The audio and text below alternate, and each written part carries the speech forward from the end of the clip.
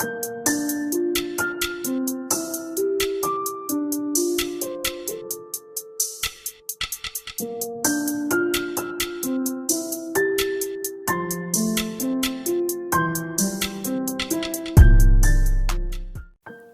back, guys. This is the King of Weebs, and this is another video. Hope you'll enjoy it. I hope you like the new kind of font I use for the thumbnails. Anyways, please enjoy. This is What If Naruto was a FUINJUTSU prodigy, and I'll see you guys next time. Naruto Uzumaki had a problem. He realized this early in life. Everyone seemed to speak in some code he simply couldn't understand, not fully. Like there were nuances or something he just couldn't grasp. People made no sense to him. And yet, they fascinated him.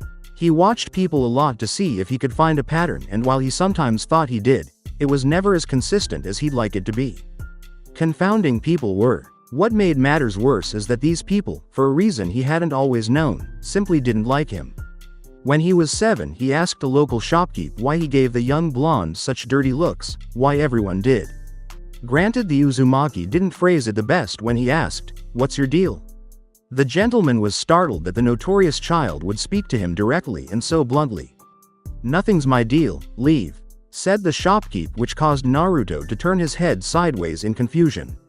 "Yes, there is. You dislike me, but I've never done anything to you. I want to know why."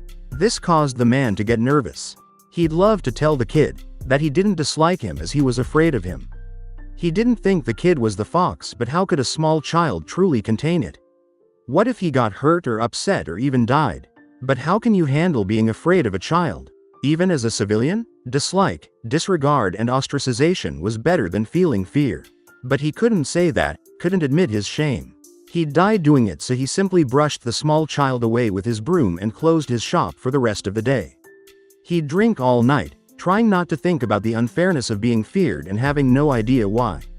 Naruto asked several more people that day and got the same answer. His Oji-san told him to stop asking the people as they wouldn't say. He also said he wouldn't say. Naruto realized he was beaten but decided to extract a little sweetener if he wasn't going to get his answer, a favor from the Hokage. Because Naruto didn't get people, if he wasn't people watching, he spent much of his time either reading or playing, training in the forest. Books made sense. Nature made sense. People, Naruto would argue vehemently, did not. And it was this lack of understanding that had him, initially, do so poorly in school. The young Uzumaki wasn't dumb, he just didn't see the point in how the academy taught. They tell you to read a book and then present the same information to you in the same way as the book did. How is that learning? It's memorization, and it bored him. Iruka-sensei fussed at Naruto a lot to try harder. Naruto argued he would if they'd actually teach something useful. As far as Naruto was concerned, what passed for explanations were piss poor. The perfect example would be the clone jutsu. Naruto couldn't perform the clone jutsu. He knew it. Iruka-sensei knew it. His class knew it. When Naruto sought advice, he only got claptrap about lack of chakra control. Just improve your chakra control, Naruto. What does that mean? The better you control your chakra, the better you can perform your jutsu. But what does control mean? Is there a unit? How many units of chakra does the clone jutsu take? You just have to feel it, Naruto. You've been an utter disappointment. The unknowing Jinchuriki said, and Iruka watched the 8-year-old walk out of his classroom. Naruto would face similar trials. His taijutsu was okay but limited because he didn't have a training partner and developed bad habits because of it. The skills he could develop without help were some of the better of the class, not the top but not middle of the pack either. An 8-year-old Naruto had planned to resign himself to being a stranger in a strange land for forever, to never fully understand people or their things. Until, one day, Iruka-sensei gave a brief demonstration of basic FUINJUTSU. The blonde was instantly hooked. He couldn't explain it, but it just made sense, the symbols and how they flowed in the end product. He wanted, no needed to learn that art. He even called in his favor from Oji-san to do so. Now, Naruto, you must be extremely careful with even the basics of FUINJUTSU, and your calligraphy must be perfect. If I see you being irresponsible, I will take your materials away until you mature. Define irresponsible, Oji-san. Attempting things you haven't properly prepared for, rushing through the levels when you have firmed up your skills. What if I demonstrate the required skills through some sort of project or test before I move to another level? Naruto asked. That would be sufficient. Then we have an accord. The blonde said, reaching out hand. The aged Hokage smiled as he shook it. Naruto had a slightly elevated speech pattern as refined his skills through reading aloud. As the subjects increased in difficulty, it shaped his word selection. One last thing. You can't skip the academy no matter how interesting you find FUINJUTSU. Hiruzen said and cackled at the boy's pout. He'd had that issue early on and knew to stipulate Naruto's continued attendance or the boy would just pursue his interests relentlessly. The day Naruto got the 10,000-page volumes on FUINJUTSU, several guides on calligraphy, and the calligraphy set was life-changing. He made steady progress for the rest of school year with his chosen topic. He'd basically foregone doing anything but the bare minimum as far as bookwork went, but still did well on the practical exercises. Iruka-sensei wasn't happy but couldn't do much as the Nara heir did the bare minimum as well. He'd managed to make it through the first 2 volumes by the end of the academy year, progressing by 1 volume every 2 months. Hiruzen remained impressed. The first 2 volumes were the basic of basics, seal recognition, the foundational languages of seals for the first part, culminating in the storage seal. The second was an introduction in synced and localized reactions, i.e. explosive tags, as well as building multifaceted arrays. Naruto got a warm feeling when his Oji-san praised him. When he asked what that meant, his Oji-san said it was likely a mixture of several emotions. That when someone was praised it made them feel proud and acknowledged, the feeling increasing when someone close to them did so sincerely. It was the first time Naruto realized you could feel multiple emotions at once. He realized that complicated his theories on why people reacted the way they did, as he was making erroneous assumptions on their emotional state. He'd have to return to the drawing board. When the summer break occurred, Naruto was able to make significant leaps in his sealing abilities, which lead to the increase in many of his other skills.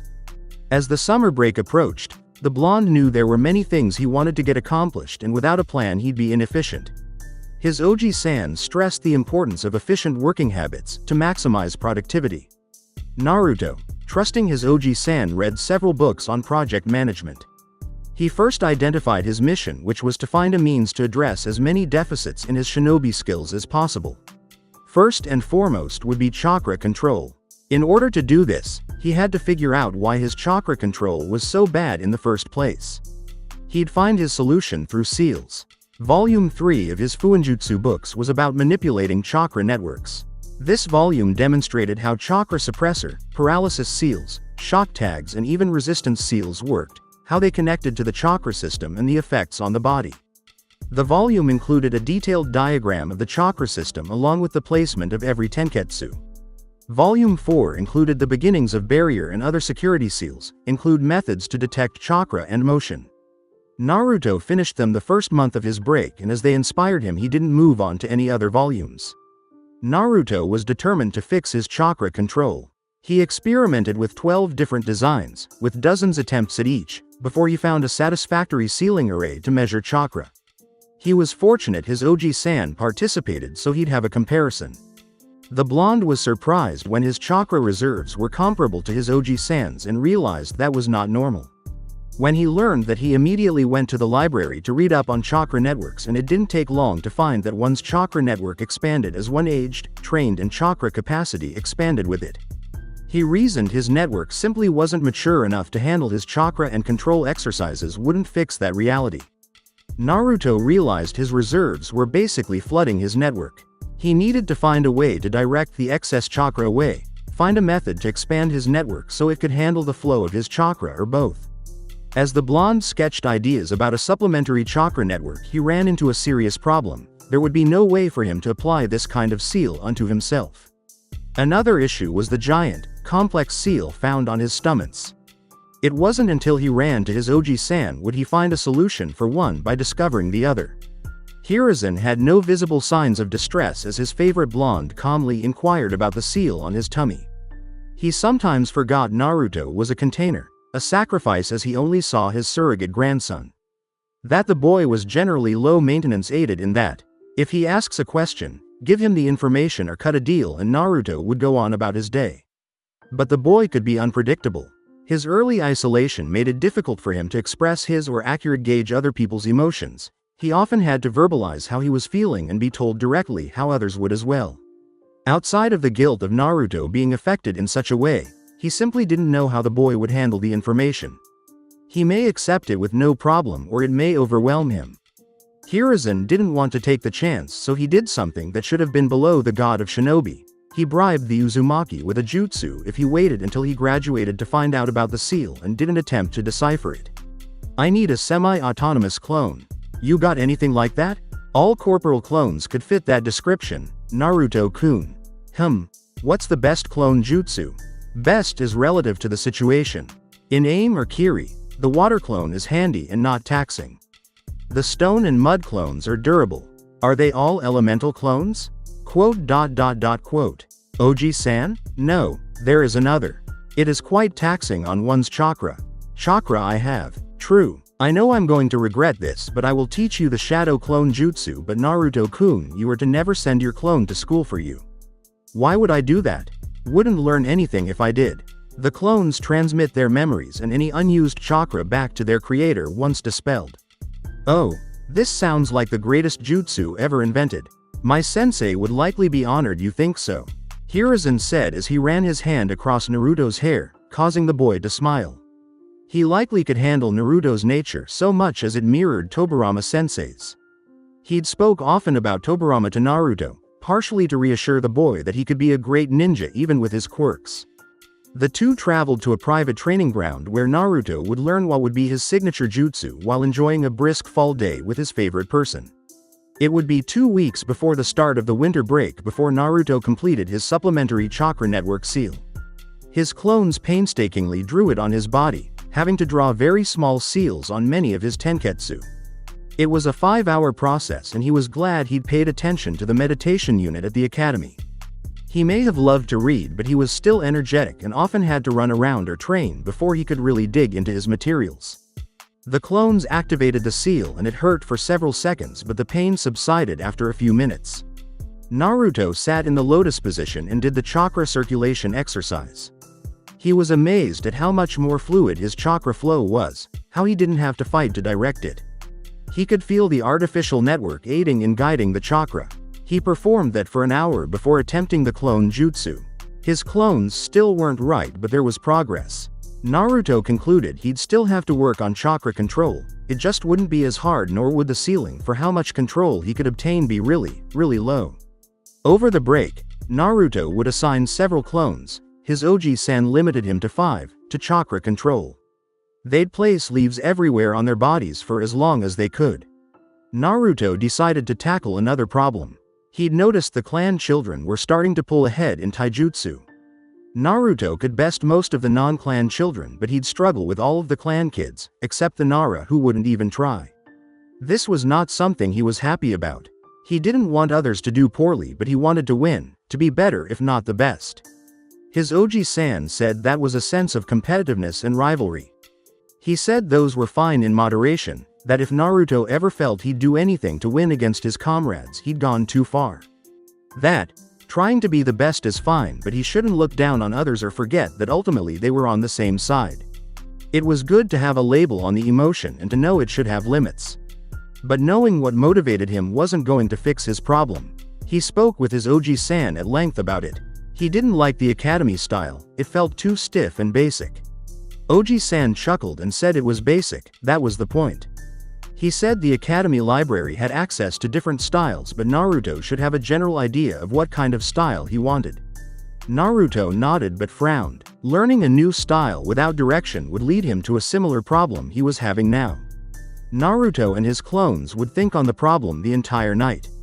A solution wouldn't present itself until dawn. The difficulties of self-teaching a taijutsu style is not knowing if the kata are correct and habitualizing mistakes or gaps in form. But he had no dedicated teacher nor family to aid him. That thought caused him discomfort, but he ignored it. What he needed is a method to drill perfect form into him without needing someone to watch over him. Seals were going to be the solution. If, Naruto thought, he could create a seal that could record movement, it'd be a start. He could then build an array that would use those pre-recorded movements as the baseline. As Naruto worked through the kata, he could have a slight shock to alert him he'd done the movement wrong. No shocks meant he did it right. This would be a highly advanced application of many of the techniques found in security seals.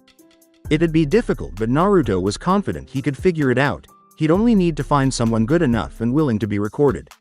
And while that would solve one problem, it wouldn't be enough. Perfect kata doesn't make one a perfect fighter. He would still need someone to train against. As winter set in throughout Fire Country, Naruto started the next volume. He'd practiced his calligraphy every day and would have his clones reread the other texts as he absorbed new information.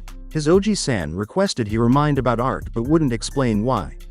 The fifth volume was an introduction to intermediate sealing theory. It included new languages, ideas about chakra, and a start on log and algorithms. The volume also discussed how to translate various elements of ninjutsu into FUINJUTSU, focusing mainly on infusing elements into barriers and ideas on how to suppress jutsu. It was difficult for the Uzumaki, and he had to consult many outside texts and his Oji-san, but he managed to work through it in 3 months' time, finishing right before spring. The sixth volume was focused on application. Techniques on increasing the speed. One wrote, how to write on the move. How to etch seals into hard surfaces, such as rocks or foundations, to increase their stability. The technique, called chakra engraving, allowed for a concentrated microblade of chakra to be made via a conduit. Chakra etching was rare because it took a long time compared to the ink-based or the materialization methods, but they were longer lasting and more secure from outside influence, as it took another etching to interact with the seal. It also required a good bit of chakra control, more than the leaf-sticking exercise would grant. Luckily, the volume included directions on surface and various iterations of water walking. It would take a month and many complaining, freezing clones to master all those exercises. But it was worth it in the end, as Naruto had taken to using senbon to etch and would do it for fun on the weekends. By mid-May, the 9-year-old Uzumaki had gotten his motion capture array down. However, it would end up being a small part of his overall development. He showed his Oji-san and explained his idea. He even had the style picked out. It was Penkak Silat, a style mostly practiced by the southernmost tribes during the warring clans era. It was rarely practiced now, but his Oji-san knew someone that was familiar with it and agreed to request the Junin's help. Naruto met the Junin a week after the summer break began, and the man was unusual. "Hello, you must be the most youthful Naruto-kun?" The bowl-cut, green-wearing enigma shouted. Naruto was located on the Hokage's private training ground. It had several clearings, a large pond, and even some rock formations, but was mostly obscured by extreme tall trees. "Hi. Although, I'm not the youngest in my class, so I'm not the most youthful," Naruto answered. His Oji-san stressed the importance of being honest outside of ninja missions. "Ha ha ha ha, youthfulness is not about age, Naruto-kun. Even our august Hokage is alight with the flames of youth," Guy said, and then adopted a nice guy pose. Naruto wasn't taken aback by his enthusiasm, it found it interesting. "So, a metaphor? Yes, exactly. Oh, okay. Then, should we get started? I don't want to take up too much of your time." "Yosh, let's get started."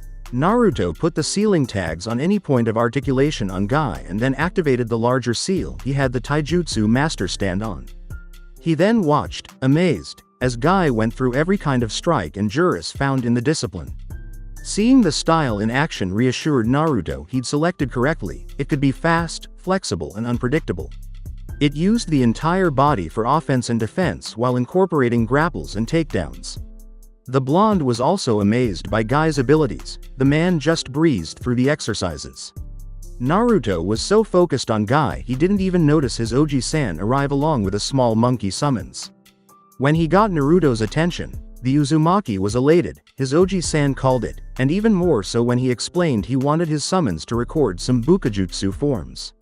Specifically for a quarterstaff, as it seemed to fit Naruto more, and also for rattan sticks that were used in Eskrima. Naruto wasted no time getting more seals ready for the summons, a white and gray-haired male named Yubu. After Guy finished performing the training guides, Naruto thanked him and went to set Yubu up. "He may not be able to expression it fully, but you've made him extremely happy, Guy." "Thank you," Hiruzen said as he watched his summons and his surrogate grandson interact. "It was the least I could do," Hokage-sama. And while I'm not expert, Naruto-kun seems to be something of a prodigy when it comes to FUINJUTSU. I would have to agree. I went from worrying he'd fall out of a tree in some remote section of the village to him blowing himself up. Rambunctiousness is a feature of youth.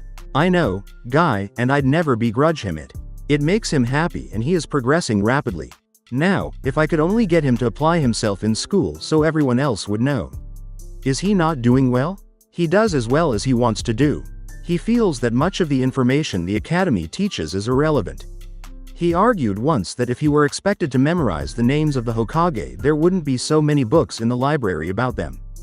Guy chuckled at that. Excessive information must mean it isn't worth retaining for longer than you need it. The argument has a certain amount of logic to it. Oh, I know. But I don't want him walking around without common sense or basic facts, so I just asked him to do it for me and he complied. Well, I must be off Hokage-sama, but I created this exercise regimen for Naruto-kun, so he'll get the most out of his new taijutsu style. Thank you, again, Guy. My pleasure. Guy's workout plan presented Naruto with another problem. Naruto wanted to get the most out of the routine and not push himself too hard, as he planned to use a modified resistance seal that went up percentages instead of full levels. But how could he track his progress in a precise way and chart his development? And to do so in a way that wouldn't require clones and a lot of equipment. He instructed his clones to think up a solution, all 10 as his Oji-san let him increase his maximum. When he woke up the next day, he was surprised by their solution. He'd need books on medical ninjutsu and genjutsu to make it work. He decided to leave that to the clones and let them do most of the legwork. He loved working on FUINJUTSU and reading new stuff, but he simply felt it best to leave it to the clones while he trained his physical skills. Not just combat but also trapping and tracking, as it had been introduced during the most recent term. After applying the resistance seal, Naruto would wake up and run every morning. He'd alternate between normal and ninja running. He'd then do some stretching to increase his flexibility and some strength-building exercises, various types of push-ups, for example. Next, he'd roll out his seal and practice taijutsu and bukajutsu. He'd spend 2 hours on each, alternating days between staff and eskrima work. Except for Sundays, that would be his day of rest. He'd hunt and forage for his lunch and take an hour break after. Then he'd practice his shuriken jutsu for an hour. He'd utilize kunai, shuriken and even senbon since he had them for etching. He'd do another round of stretching and then a cool-down run before returning home for a shower and an afternoon of relaxation. That was how his summer went, and besides for practicing chakra control or sparing him, his clones were dedicated to solving his latest problem. They were lucky to find what they needed at the library, and the answers came from the same clan. Tsunade Senju for the medical part, Taka Senju for the genjutsu. And Naruto was lucky as both books healer and fighter. A combat medic's journey and forest for the trees. Illusions, and you included the types of jutsu Naruto needed and additional exercises and ideas to improve chakra control. The next year went much like the previous. The 10-year-old Uzumaki trained and studied, making time to visit his Oji-san and have ramen from the nice Ichiraku people. He started winning, occasional, against the clan heirs, and even tried a little more in the theoretical segments. It got Iruka-sensei off his back, and Naruto decided that was enough of a reason to do so. The only person he couldn't beat, yet, was Uchiha Sasuke. The boy just fought like defeat was death, and Naruto got the impression the last Uchiha didn't see his classmates as future comrades. His Oji-san said the boy was lonely and in pain. Naruto didn't disagree, but his eyes reminded him too much of the villagers at times, and Naruto didn't want to deal with him any more than he had to. The Uzumaki slowly made his way through Volume 7. It was about linking and merging sealing arrays, how to make different arrays compatible enough to be merged, or how to build the bridge if they weren't. It also focused on other methods of activation like timers or changes in weight or temperature. There were several non-chakra methods to activate seals. Experts could even use emotional states to activate a seal. Since this book included even more advanced symbols and sealing languages, Naruto had to work slowly. He also didn't want to divert the attention of his clones, who were making steady progress. Slow, but steady. The school year focused more on soft shinobi skills like infiltration and information gathering. Iruka-sensei spoke about being able to adopt different persona to fool others and what went into making a believable cover story. Iruka-sensei said the henge was a good short-term solution, but most shinobi could see through it. That didn't sound right to Naruto, and it would plant a seed in his head for his first original jutsu. It was the middle of July. Under the shade of a large tree, Naruto Uzumaki almost vibrated with excitement. It was finally done. He was ready to activate his creation. If one were to see Naruto, they would see him staring at a bracelet of beads, black with orange symbols. Nothing really stood out about them, but that was only a trick. Naruto pulsed his chakra into the first bead and felt chakra feed back into him. It lit up for 1 minute before the invasion of chakra stopped. Naruto then fed chakra into a second bead, and then a screen of information only he could see emerged. It had his height, weight, blood type, chakra characteristics, and other information provided by the most basic diagnostic jutsu. Naruto wanted to chart his progress and knew he needed detailed information about his body to do so. That's why Tsunade's book was so important. Taka's book allowed him to feed that information into a genjutsu-like projection, one only the person attuned to the bracelet could see. Naruto then pulsed chakra into the third bead and then took off.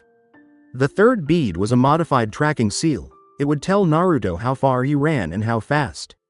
The diagnostic bead would keep track of his vitals and oxygen levels. There were 8 beads in total. One was a protection barrier he could erect at any moment.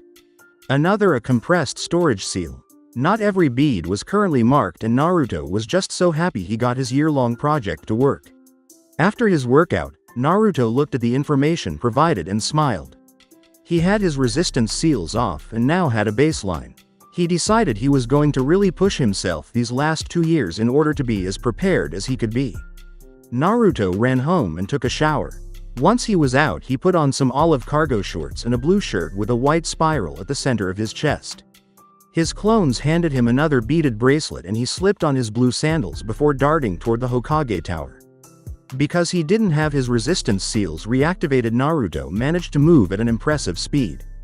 He followed proper etiquette and was granted access to his Oji-san. The Sandaime was curious what had Naruto so excited, and became even more so when the boy handed him a bracelet and commanded he put it on. Hiruzen did, trusting the boy. Oji-san, I got it to work. My project. I even engraved it myself, so I made you one. What does it do, Naruto-kun? You have to sync it to your chakra so no one else can use it. Then pulse it into those 3 beads. Then you'll see what it can do, just don't fight it. Hiruzen quirked his eyebrow but did as the boy said. He felt the chakra invade his system but knew it was his own, so he was confused. Once it stopped, he repeated the process and felt another invasion, and then saw his own vitals. He dismissed the view and activated the other beads, a storage seal and a tracking one meant to chart progress from training. The Hokage was near speechless. I'm so proud of you, Naruto.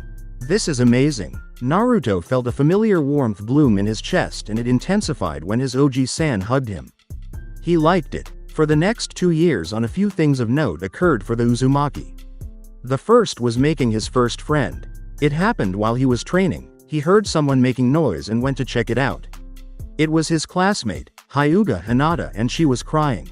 They'd never really interacted before, outside of him stepping in when she was getting bullied once. He didn't even know she was getting bullied. She just looked pained by what the boys were doing and wanted to understand why they were doing it. They were weirded out by his questions and left. He just shrugged and left as well. His Oji-san once mentioned people sometimes like to be held or hugged when they cry. He said he did it with his grandson Konohamaru when he was a baby. Naruto figured if it were good enough for him it might work, so he sat beside her and put one arm around her. She flinched, startled someone would touch or comfort her. Are you okay? Naruto asked, and the question surprised her. He was honestly asking, as if he truly didn't know the answer to the question. She shook her head, no, as she tried to gather herself. May I ask what happened? My Oji-san says talking helps. I'm a failure. Oh, in what way? As an heiress, in my family arts. My father doesn't find me suitable. Is he right? Naruto asked, and Hinata flinched again. He was confused. To fail would seemingly be pretty objective. He wondered if she were given nebulous parameters. Hi, she whispered lowly, wanting to curl in on herself. Then change it, he said neutrally. Normally, one would feel judged, but Naruto said it so blankly Hinata was more confused than offended. If you failed, then there is a standard. You have to find out why you don't meet the standard and then create a plan to achieve your goal. It's how I started challenging the clan heirs when we sparred.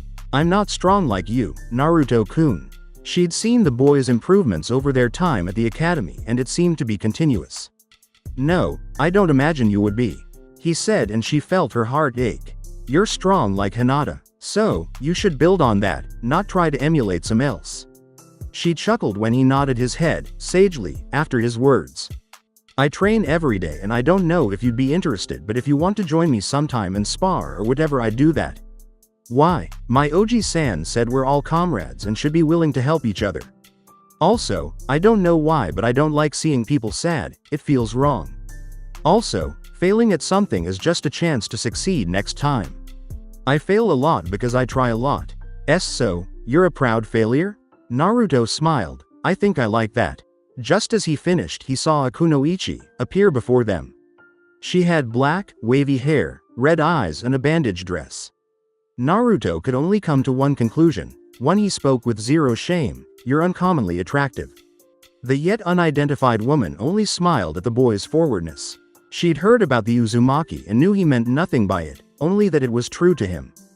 Thank you, Uzumaki-kun, but some women might get offended if you compliment them so boldly without knowing their names, at least. So, introduce ourselves and then tell you? Maybe. It depends. Besides, if word gets around you call women attractive and you don't do it for some, they'll be offended. So, some will be offended if I do and others if I don't. This is confusing. I'm going to have to ask Oji-san about this. Well, I need to go. I'll see you around, Hinata. Bye, Naruto-kun. Hinata, Kurenai started. What your father said, it isn't true.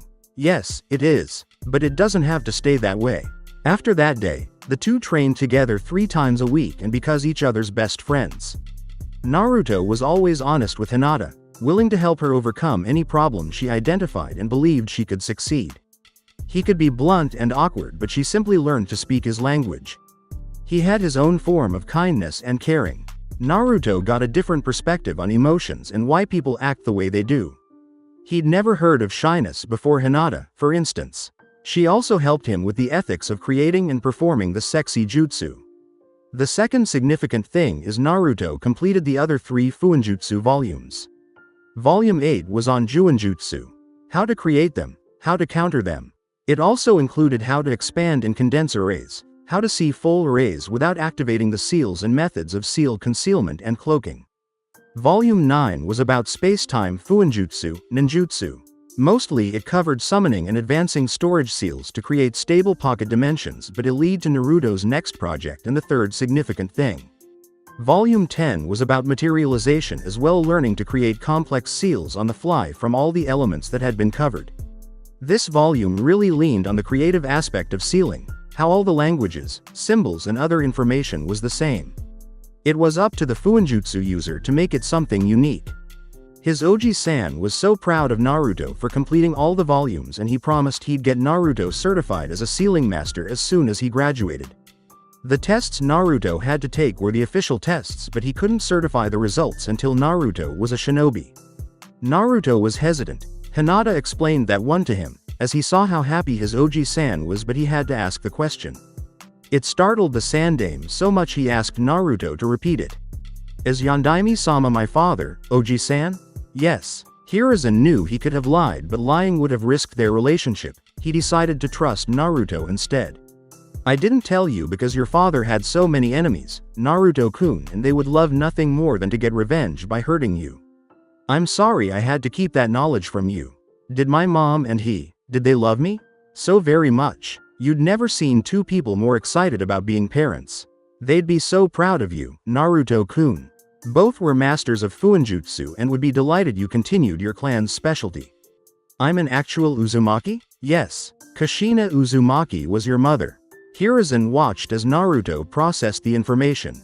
He shifted through several faces and Hiruzen felt the need to ask, Naruto-kun, how are you feeling? I don't know, like I missed something I never had. Wistful, Naruto-kun. It means yearning or longing, that's what you're feeling. Oh, I don't think I like it. I think it's making me sad and I don't like that either. Hiruzen went and hugged his grandson. I know, my boy, I know. But even negative emotions should be felt as they are a part of you and can help you grow. It shows even if they were taken from you so early, you three were bonded, and that goes beyond life and death. Don't let your emotions control you, but don't deny them either. They make you human, they make you real. He felt the boy nod his head against his chest as he rubbed his back soothingly. The two would speak about his parents, Naruto enraptured by the details. Hiruzen promised to start funneling his inheritance to him as soon as he opened up an account at a shinobi bank, but made it clear Naruto was to tell no one until he was at least a chunin, but preferably a seasoned junin. Naruto agreed and they party company, the boy seeming lighter. The final significant event was Naruto learning what he contained. It felt weird, knowing what so many people were afraid of, that he and the seal couldn't really hold back the Kyuubi. It also felt weird knowing his dad did it and his mom was once a Jinchuriki, the term his Oji-san used. Oji-san said there was little choice and it would have been dishonorable to select another child. He said no one knew of Naruto's status until the age of 3, and he promised if he ever discovered who leaked it he'd murder them where they stood. Naruto told him it was okay, it was good to know. He didn't feel much in the way of negativity. The people hadn't been very welcoming, but there wasn't much to do. Besides, he had Oji-san and Hinata and even Yuhi-san. That proved he could make connections. So, that's what he'd do. As Naruto sat beside Hinata, reminiscing about the last several years, he barely noticed Hinata take a seat beside him. He smiled at his friend, acknowledging her arrival, and she smiled back. Hinata had changed over the last 2 years.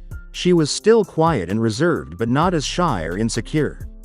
They had fought and struggled but gained a sense of confidence in herself.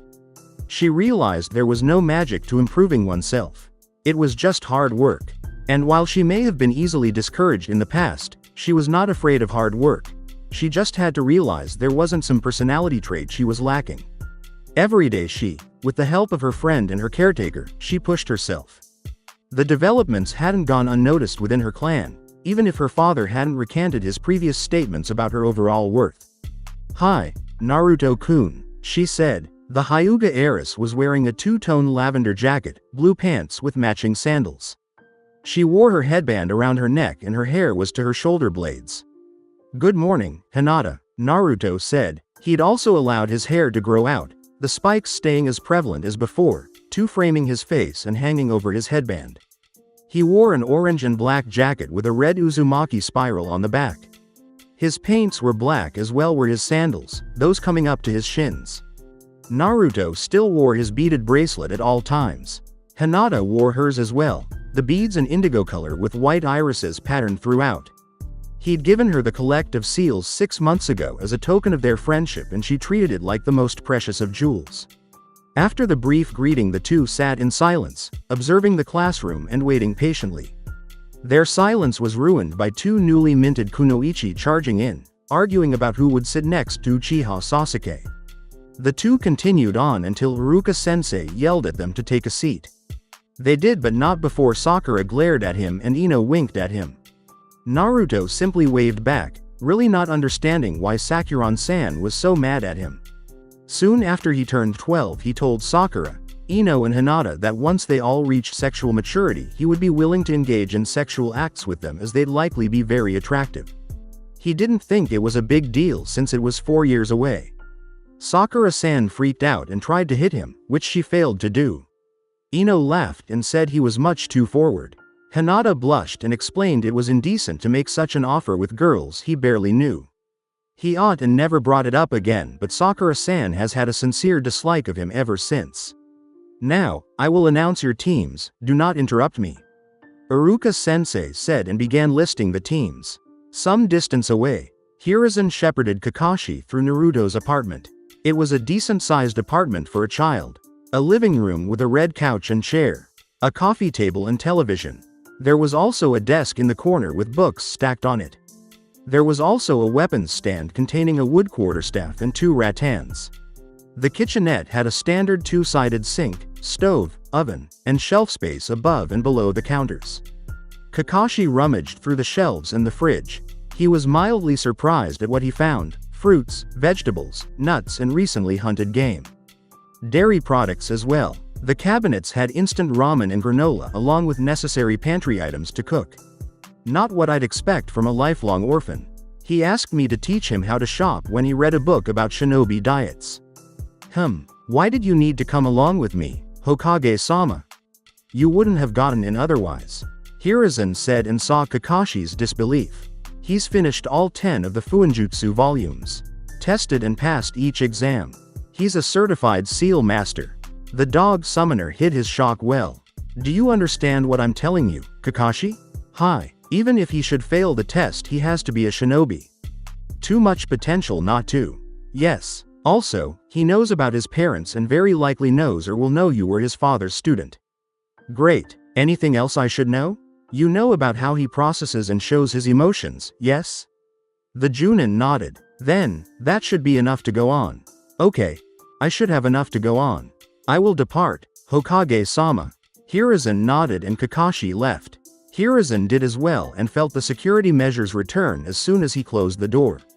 He took one last look at the door and hoped he'd made the right decision. As Naruto was in the top 10 of the class, he shouldn't be on Kakashi's team, but he felt he owed the young Junin.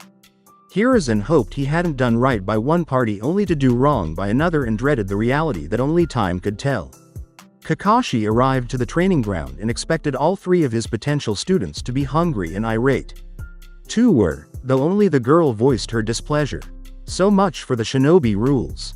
Kakashi thought. The blonde was fine, which could only mean one thing. You ate, didn't you? Hi. Even though it went against my orders? Bad orders, Hitaki-san. Kakashi simply smiled, then retrieved 2 bells from his pocket. You have 1 hour to obtain these bells. The one who doesn't get sent back to the academy. How is there a 2/3 roads fail rate if 2 of us can get the bells? Naruto wondered. The others likely would have as well if not hungry and anxious. Something isn't right here. You may begin, stated Kakashi after setting the timer, and 2 of them went to hide. The one remaining was the Uzumaki, his face neutral. Shouldn't you be hiding? No. From the shinobi tactics book I've read, hiding is unsound. You have what we want, you have no reason to pursue us. Our inaction benefits you, and as we had no agreed upon plan or even rendezvous point, the other 2 didn't retreat with the goal of working with me or each other. The copy ninja said, but he couldn't disagree. While he would go after them, if this were a real-life situation he'd have no reason to do so. He pulled out his book to read, hoping to get a rise out of the blonde specifically, or one of the others. It didn't work. To his confusion, the Chibi Yondaime threw a purse of Ryo coins at him. Junin Hitaki Kakashi-san, I would like to enter negotiations for your services. Oh, and what would you like me to do? A retrieval mission. When? Now. Can't. Busy. Can I have a bell? No, sorry. If you want one you'll have to take it. Sasuke and Sakura both thought Naruto was an idiot for trying to bribe their sensei and avoid putting forth any effort. They saw Naruto touch one of his beads and then kunai and shuriken started coming from nowhere, all aimed at Kakashi-sensei. Kakashi saw the weapons and decided to perform a quick substitution, but as soon as he gathered the chakra it dispersed and he felt himself go rigid. The projectiles passed right through him. They were simple clones. He saw the blonde rub his chest. Pleased. I think this is pleased. Hitaki Kakashi-san, please give me the parameters of the real test. Kakashi said nothing but inwardly was impressed. The bells are clearly for the taking, Naruto-kun. Hi. They are also a decoy, at least to some extent. Now, please explain. Sorry, no can do. I could beat you until you did. Trust me, kid, you don't have the skills nor the time to break me. Yay, I figured as much. Must be teamwork then, since the state objective is false. You clearly aren't testing us on ruthlessness. Also 2 bells but 2 will fail? The math doesn't shake out. Well done, Naruto. You want to release me? Not until Sasuke and Sakura grabbed the bells. When Naruto said that his teammates came from their hiding spots and did exactly that. Naruto ended the seal and Kakashi could feel his chakra flowing again. How did you do it, Naruto? It was smart staying here so late, but 2:30 AM simply wasn't late enough. I prepped the field after you left. How did you trigger it? You didn't emit any chakra. Didn't need chakra, Naruto said, and Kakashi thought quickly, reaching the conclusion at speeds only geniuses could. He realized Naruto used a pressure trigger. The coins was likely to make up for Naruto not knowing his specific weight. The chakra for the substitution was the final activation. Kakashi had been led around by the nose, by a fresh from the academy genin. That was embarrassing. Well, you are team for a probationary period. Why a probationary period? Sasuke asked. Naruto broke the test. You know what to do, so there would be no point in retesting you. Be back here tomorrow at 7 a.m. sharp, Kakashi said, shining away afterward. Way to go, idiot. Yay, thanks, dummy. I'd prefer you not insult me. I don't like it. Besides, neither of you knew the secret of the test and I have no reason to assume you would have figured it out. I will see you tomorrow, Naruto said and then departed. Neither Sasuke nor Sakura could argue with his statements. Kakashi arrived to the Sandame's office, being granted immediate entry. When he walked in, he saw a room full of Junin and the Sandame all smirking at him. He then saw the crystal ball on the Sandame's desk and slouched. Kakashi Hatake had been regarded as a prodigy, a genius for the majority of his life. Many assumed that made him arrogant, but he'd lost far too much in his life, failed too many times to ever buy into his own hype. He wasn't without pride, however, and his Yondaime chibi stomped all over it as if their roles were reversed. Currently, he was sipping at some sake at the Rusty Kanai with some fellow Junin. His debrief had been short. The Sandame had been entirely too satisfied that his surrogate grandson managed to beat the bell test. 3 generations previous hadn't managed it. Kakashi had even said as much. The Sandame merely chuckled and agreed with the provisional promotion. It didn't affect much, but if there were any major problems he could demote the other 2. He would have gotten any of us, Kurenai said to the copy ninja. She could empathize, she'd fallen into one of Naruto's well-crafted traps before. She was lucky the only witness had been Hinata. Uzumaki-kun is a prodigy. So is the Uchiha, so was the Hyuga last year. They still couldn't have beaten the bell test. Asuma observed and Kakashi shook his head at the man's short-sightedness. Even Kurenai had a bit of a scowl. Neither of them are masters at their craft, either. The name has lost meaning as everyone that can scribble a half-decent explosive tag calls themselves seal masters, but Naruto is the real thing. Sandame-sama told me as much, but I gave the kid time to plan and free reign over the field of battle. I assumed he wouldn't forego a night's rest or have enough time in the morning to trap the place. Kurenai assumed Naruto likely used shadow clones and hadn't sacrificed any sleep, but if the blonde hadn't revealed the technique yet she wouldn't out him. Besides, Kakashi would need to test their actual skills anyway. She smiled, wondering how many problems Naruto would give Kakashi. The notorious lazy Junin was in for some interesting times. After the test and the poor responses from his teammates, the blonde Uzumaki decided to walk around for a bit. He liked making plans while he walked. The training grounds weren't like the forests he'd play in as a child, but they were close enough to give him a similar feel. Now that he was a recognized seal master, it was time for him to pick a specialization or 2. Being a master didn't mean he knew all there was to know, that was impossible. But he knew enough that no subfield should be beyond his grasp with dedication, and he was at a sufficient level to truly contribute to the field, offer something unique. From what his Oji-san gave him, his parents had pretty divergent interests, though it also showed him in a strictly FUINJUTSU fight his mom would paste his dad. Why did he think that? Surely the power of the Hiraishin could overcome anything she'd do, right? Wrong. His mom specialized in barriers. I now control all around you fear me mortal, type barriers. She'd even had the designs for one that could neutralize space-time techniques. He was happy his Oji-san gave him their notes and work. They'd stored copies in the Hokage vault as they wanted the knowledge to live on and for future Hokage to gift those worthy with their knowledge. Naruto would certainly learn from his parents. With his shadow clones he had no reason not to. But he wouldn't claim their areas as his primary specialization. While he was impressed, if not awed by his parents and what they could do, his Oji-san had always been his hero. And the longest-serving Hokage always wanted to protect his people to the best of his ability. Naruto wanted that as well, and the series of beads on his left wrist would be the foundation. He'd never give anyone but his closest friends and family those seals, but he could build on them. Naruto wanted to be the first FUINJUTSU systems specialist.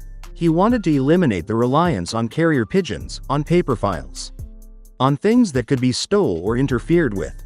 Instead, information would be accessed by chakra and/or biometrics, the information only seen directly by those with access. Distress calls immediately relayed to the Hokage, amended orders sent back just as fast. It would revolutionize information storage and transmission. Infiltration and espionage would evolve as well. If it worked, Konoha would be safer. The Uzumaki decided he'd start on the communication parts first. Some segments of it would be easy. A shared mass storage scroll that could transport items is something he's already done. It was a matter of perfecting seals that could project sound waves, internal thoughts, or displays that could transmit the written word that would be difficult. There was issues of formatting, stability, and even range. It would not be fast, even as his Oji-san had doubled his maximum clone usage again, but it would be worth it.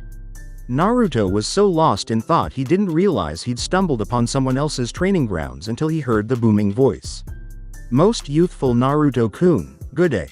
The three genin of Maida Guy were surprised when the blonde didn't even flinch but responded calmly.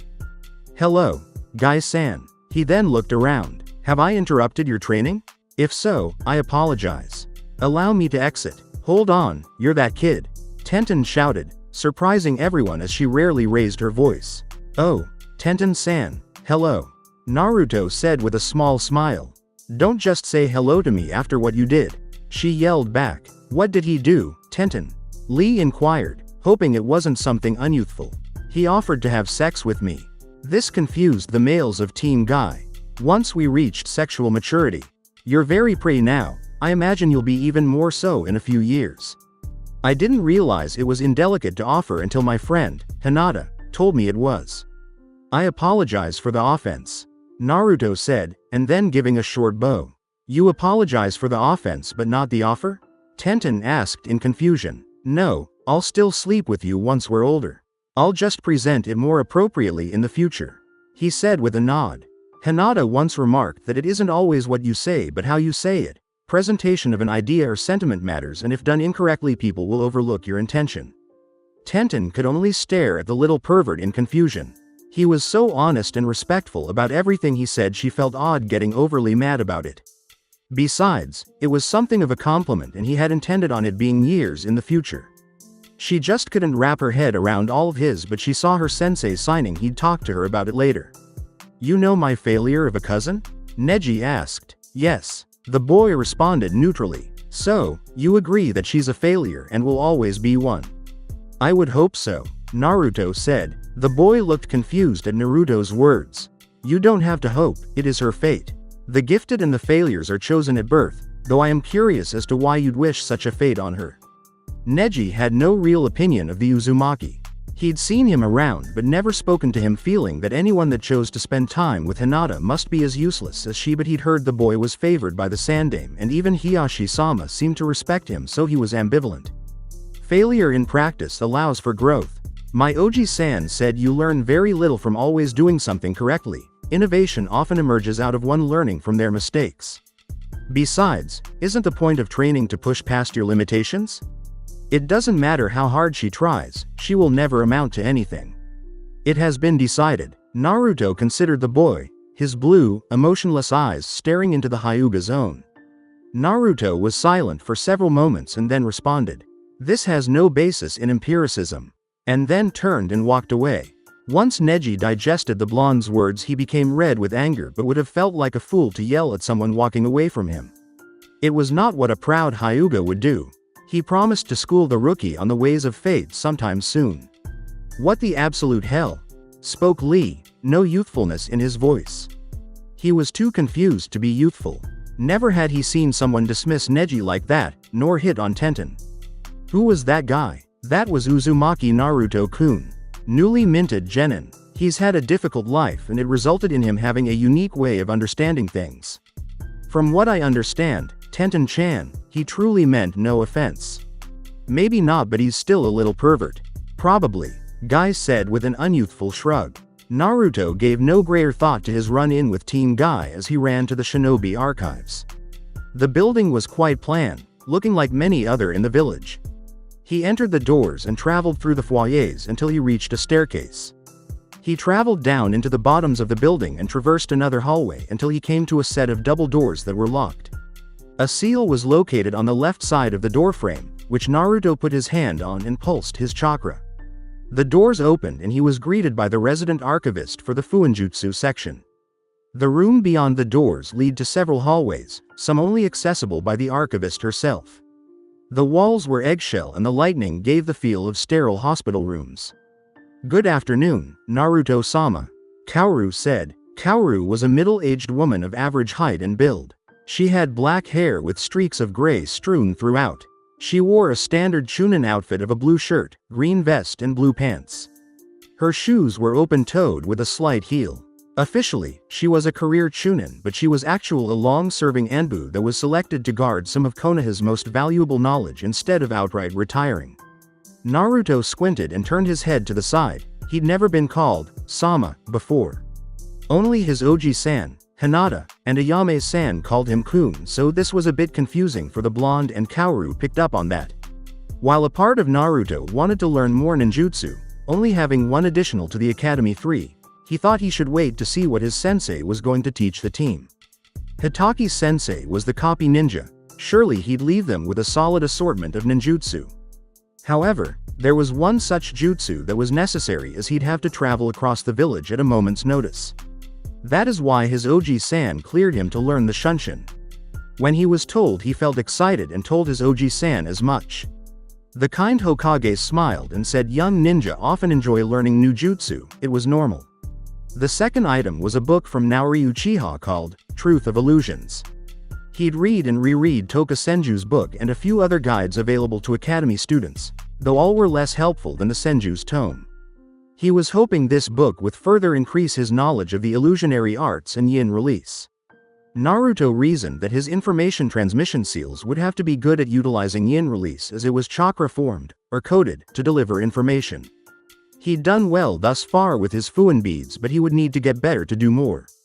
There was also the reality that anyone the least bit chakra sensitive could tell he had a lot of it. He hadn't learned to repress it much, just enough to not alert the animals he hunted.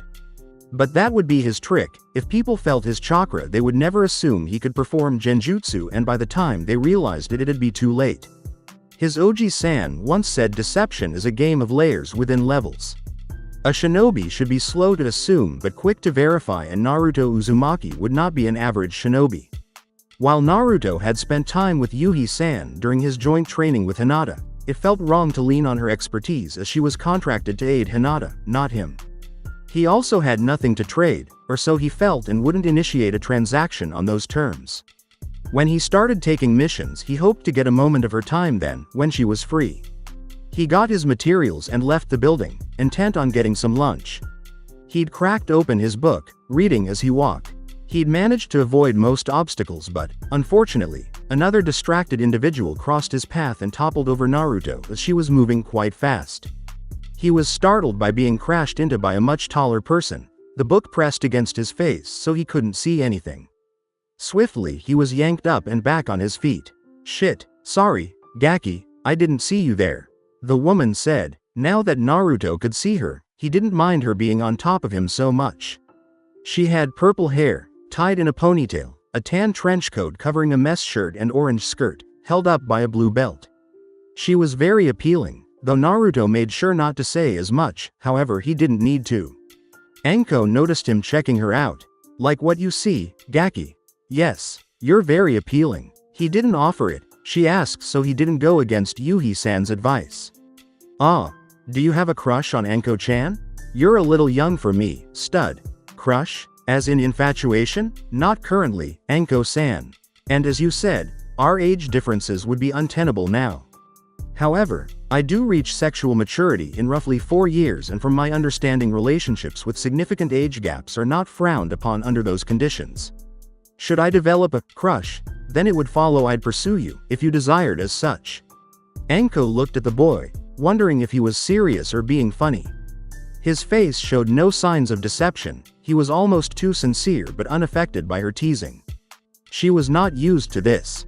Not at all. 4 years is a lifetime for shinobi, but I tell you what, if you grow up real nice and strong, I'll consider it. Anko finished with a wink. She was not expecting the Gaki to hold out his hand as if he wanted her to shake it. "Hello, Ino-san," San? You should call me Ino-chan, we're friends. We are? Naruto said, turning his head to the side. He didn't think they were. They rarely spoke in class and never outside of it. Of course, silly. Ino didn't mean a word of it. She often found the fellow blonde, blunt and a little awkward. But Naruto's offer gave her a plan B in case she couldn't land Sasuke. Naruto just shrugged, not fully buying it but figured they could become friends in the future. Didn't you come here for a reason? Inoichi questioned, rather rudely, but Naruto paid it no mind, simply handing the man a slip of paper. I need that. Inoichi took a look at the paper, nodded and then headed to the back where his inventory was located. What are you getting, Naruto-kun? A gift for Hinata. Oh, am I already that far behind? Naruto squinted at her in confusion. I don't understand. Well, you're giving Hinata gifts, what about Ino-chan? Oh, I just discovered we were friends today and I don't know what you like. Naruto then thought about what his new friend might want. He was getting Hinata a gift because her clan didn't offer much in the way of praise or encouragement. It was just criticism or the lack thereof. Since Ino-chan wanted a gift in the similar spirit, he was running down examples of times he's seen people be encouraging or offer praise, and then he was struck with inspiration. Without a hitch, Naruto walked over to Ino and kissed her on the cheek. Congratulations on becoming a genin, Ino-chan. The Yamanaka heiress was caught off guard. She'd been teasing the Uzumaki, though she realized he seemed to be immune. She didn't expect him to just raise the stakes of their little game. What was she supposed to say to that? Inoichi returned with the requested item, potted and ready for transport. Naruto paid and left, bidding both Yamanaka a good afternoon. Inoichi noticed Ino was quiet and slightly blushing. Ino-chan, what's wrong? He kissed me, she whispered, absent-mindedly, so didn't notice her father get a murderous glint in his eye. Ino left the shop to go home, planning to turn the tables on the crafty Uzumaki. Naruto made his way to the Hyuga compound, after making 5 clones to practice the Shunshin. They ran back to Training Ground 3 and Naruto approached the large and ornate dwelling of his friend. The guards allowed him through, used to his presence. After several months of training together, Hinata's progress and emerging confidence were not able to be denied. Outside the religious zealot Naruto met today. When they realized the parties that were helping the heiress tap into her potential, they became accommodating of her caretaker and partner. Some even questioned why it took 2 outsiders to have this effect and if Hioshi's and their methods were not as foolproof as they assumed. Naruto waited in a general meeting area, a place they used to receive guests. It was paneled with rice paper, a very simple room. Hinata arrived and greeted Naruto with a smile. Hello, Naruto-kun. Hello, Hinata, he said and smiled back. I wanted to give you this as congratulations for passing Yuhi-san's test, Naruto said as he handed her a plant. It's just like Yuki-san, he supplied afterward. It is. Thank you, Naruto-kun. I hope I can be as good to it as you are to Yuki-san. Hinata replied, having known about Naruto's plant pet for a while now. Do you have time for a spar? Hi, okay. Let me put this in my room and we can head over to the dojo. Hinata left for her room and returned several moments later sporting an ash-gray training GI. The duo tracked over to an empty training room, one Hiyoshi had freed up for them whenever they wanted to train. After closing the sliding door, Naruto performed a series of hand seals and a seal on the floor lit up briefly. Hinata took her position and smiled, adopting the classic gentle fist stance. Naruto walked over toward her, stopping at roughly 7 feet from the heiress.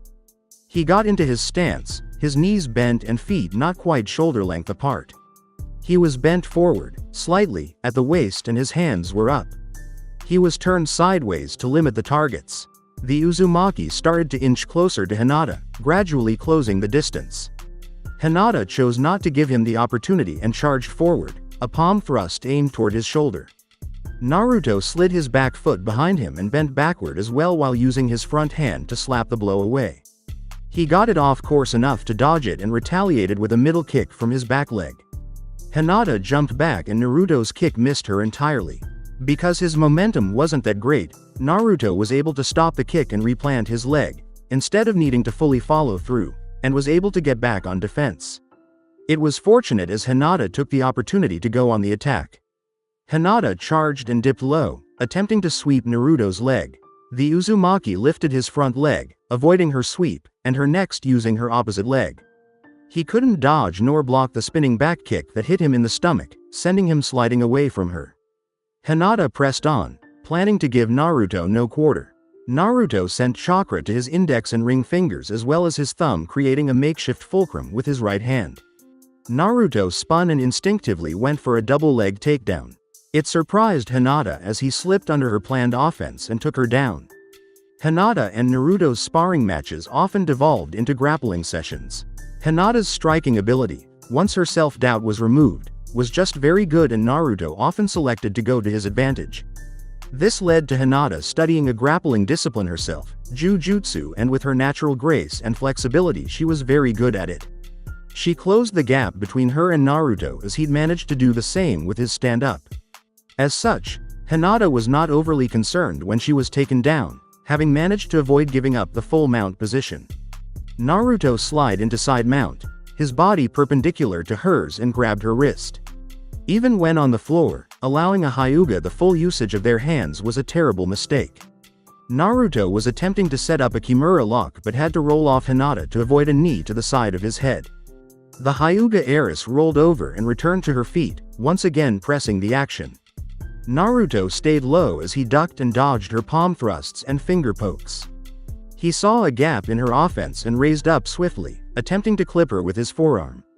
Hinata swayed backward, which left her unable to defend against his clinch or the knee to the body that followed. Taking advantage of her bending forward, Naruto attempted a fireman's carry as one arm went between her legs and he tried to shift her body weight over his back, around his shoulder blades. Hinata recognized the attempt and rotated, instead using her legs to wrap around Naruto's neck from the back as the two rolled to the ground. Naruto got untangled from her legs and grabbed the kick that followed his exit. He then noticed Hinata had toenail polish on. A deep blue, it looked nice. So distracted he almost didn't duck under the kick aimed at his head. He didn't expect Hinata to land on the leg that attempted to kick her for her to make another attempt, landing it in his chest. He was take off his feet and had a finger pointed to his temple before he could recover. "I win," Hinata said with a smile. Naruto only nodded, the pain in his chest making it a tad difficult to breathe, but it was subsiding fast enough. Both walked over to a side of the dojo, off the sparring mats, and took a seat. As was their ritual, both synced their fuin beads and began to re-watch their spar. The seal Naruto initially activated was a modification of the motion capture, and Naruto found a way to relay the information to one of his fuin beads. Since Hinata had the same seal, they could see the same recording, but only they could. They would watch their spars and pick out their flaws as well as their improvements. Hinata noted Naruto needed to work on his footing more and he agreed. Hinata needed to work on managing opponents that shifted levels often, her assumptions being on people standing upright. They picked out other things as they neared the end, and Hinata noticed something. "Naruto-kun, what distracted you when you caught my kick?" "Oh, your nail polish. Don't ever recall you wearing any. It looks nice on you." "I don't normally. Kurenai-sensei and I went for a quick pedicure as celebration for becoming an official team." "That was very nice of Yuhi-san. So was your plant, Naruto-kun. I really like it, thanks." "Hinata, I have a question." The heiress simply nodded and Naruto knew it was okay to continue. "Well, when I was buying your gift today, Ino-chan came and said we were friends and I should call her Chan. And before that, this woman and I accidentally ran into each other and she called herself Chan. I don't really feel all that close to them, not like you, so can I call you Chan?" Hinata smiled at her friend's request. It was very Naruto-kun. "Of course. I didn't know Ino-san and you were chummy." "I didn't either, she just announced we were in her family's flower shop." "Oh," Hinata said, but resolved to have a talk with a certain Yamanaka about taking advantage of her best friend for whatever reason. "Would you like a second round?" "Hi." The two returned to the mat and squared off, neither aware they were being observed. It had been a long day, the days were seemingly getting longer and longer for him. He hated still being in the chair, the weight of so many still on his shoulders. He'd contemplated how to get his wayward students to return, for one of them to take the chair. If he were 20 years younger, he knew whom he'd groom for the position, a boy that had the will of fire, almost in utter defiance of reality itself. He cracked a brief smile thinking about his favorite blonde. He may not be his official student, but Naruto had grown a lot from what little Hiruzen had managed to give him, soaking up every morsel of wisdom to the best of his ability. He looked at his Fuin beads, a marvel of FUINJUTSU and imagination. The contraption had motivated him to start training again, and he could see the difference. And to come from a child, to seamlessly blend other shinobi arts into his ceiling. It was worthy of praise, and while Naruto was proud, Hiruzen got the impression he didn't really get how major his creation was. Hiruzen twisted a bead between his index finger and thumb. Maybe this would be what brought them back. Jiraiya loved sealing. The chance to impart his knowledge to his godson and to see something legitimately new would stoke his curiosity. As for Tsunade, she'd be harder but not impossible. Could she turn down seeing a fully functioning auxiliary chakra system in practice? Her basic of basic diagnostic jutsu was applied in a way almost no one had considered. With the funds and bodies available for a real medical ninja program, the allure of an advancement of medical ninjutsu and fuinjutsu, she couldn't resist the siren call for long. He promised to get to work on his notices to recall them both in the morning.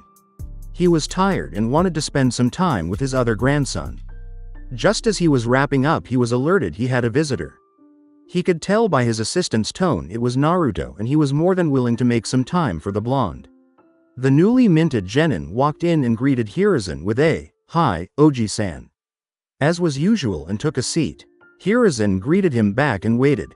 "I have a couple of questions, Oji-san. They should be pretty quick." "Of course, Naruto-kun. How may I help?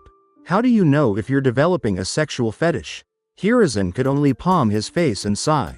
This boy couldn't be boring if he tried. Hope you all enjoyed this part. Please take care, stay safe. This was the King Weebs here, and take care.